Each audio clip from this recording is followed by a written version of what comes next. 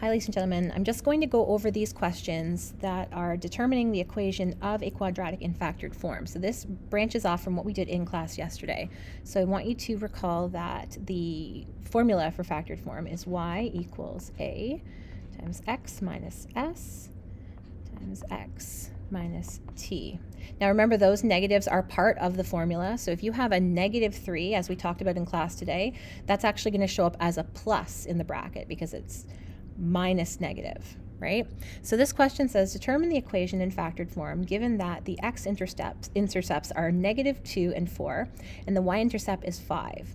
So I have my s, I can say, is -2, and my t is 4. Now remember that when we have a y-intercept of 5, the x-coordinate of the y-intercept is always 0. So we have a point here that's coordinates are 0 and 5. So that's an x and a y.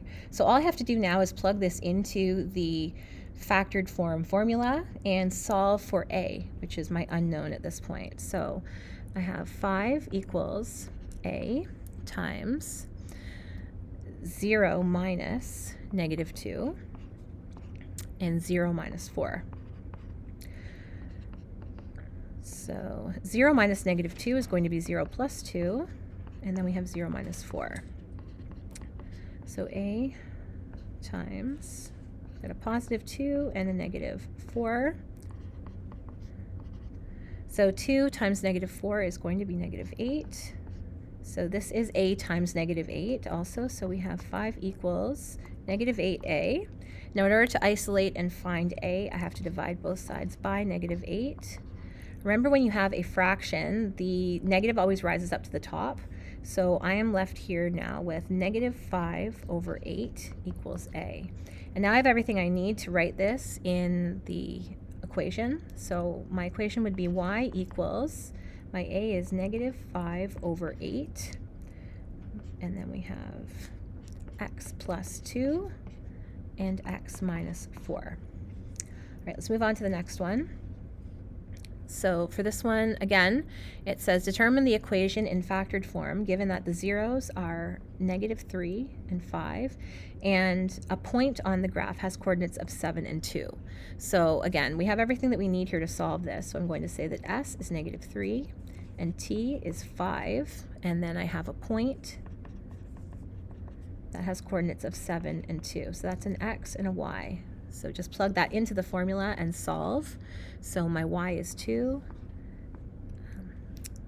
Let's change that. So 2 equals a. And in brackets here we have 7 minus -3 and 7 minus 5. So 7 minus -3 is actually 7 plus 3.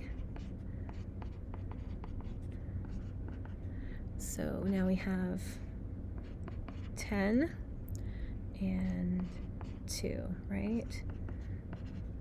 So a times 20. So 2 equals 20a. And again, we have to isolate for a here, so we have to divide both sides by 20. I can reduce this 2/20 to 1/10. So that means a equals 1/10. So this equation is going to be y equals 1/10 times x plus 3, x minus 5. Okay, now the next one, remember, you can pause this anytime you need to, so I'm just going to go kind of rapidly through this. This question says determine the equation in factored form given the following graph. So we have to find these coordinates by looking at the graph. So here are my zeros, right? I have a -1 and I have a +3. I'm also going to need a point on this graph, so I'm just going to take the vertex because that's right here. So the coordinates of this vertex are 1 and 2. So I'm going to plug these things into the equation. So my s is going to be -1, my t is going to be 3, and my point is 1 and 2. So there's an x and a y. So now we have 2 equals a times 1 minus -1 and 1 minus 3. 2 equals a So this is 1 plus 1, so we get positive 2, and 1 minus 3 is going to be negative 2. We multiply those together, we get negative 4. So that means 2 equals negative 4a. Again, to isolate for a, I'm going to divide both sides by negative 4. That negative is going to rise up to the top, and I can reduce that, that negative 2 over 4 to negative 1 over 2 equals a. So my equation is y equals negative 1 over 2 times x plus 1, x minus 3. All right, the next page, the first question says, determine the equation in factored form given that there is only one zero, which is 2, and the parabola passes through the point 5 and negative 2. So for this one, we're still going to use the same equation, but we only have 1 0. So this is what this is going to look like. Here's the equation again. So I'm just not going to write the second paragraph, the second bracket. I'm trying to say paragraph here. So y equals a times x minus 5. So only 1 0, we only need one bracket there. All right, so my s is going to be 2. I've got a point that is at 5 and negative 2, so that's an x and a y. And I'm just going to plug those in and solve for a. So y is negative 2 times a. My x is 5, so I have 5 minus, why did I write? Oh, that's an s, but it looks like a 5 up there. It's confusing me. Let's fix that. That should be an s, right? X minus s. All right, 5 minus 2. And so negative 2 equals a times 3. So negative 2 equals 3a. So now to isolate for a, I'm going to divide both sides by 3. So I get negative 2 over 3 equals a. So that means this equation is going to be y equals negative 2 over 3 times x minus 2. Easy peasy, right? Last one here is determine the equation in factored form given that the zeros are negative 1 and 5 and has an optimal value of 7. So I've got 1 0 that's negative 1. The other 0 is positive 5. Now we have an optimal value. Remember, the optimal value is going to be the highest or lowest part that the parabola reaches. The optimal value is negative 7. So that's actually going to be the y-coordinate of our vertex. So if we know the y-coordinate here, we can find our x-coordinate. Remember, if we add our two zeros together and divide by 2.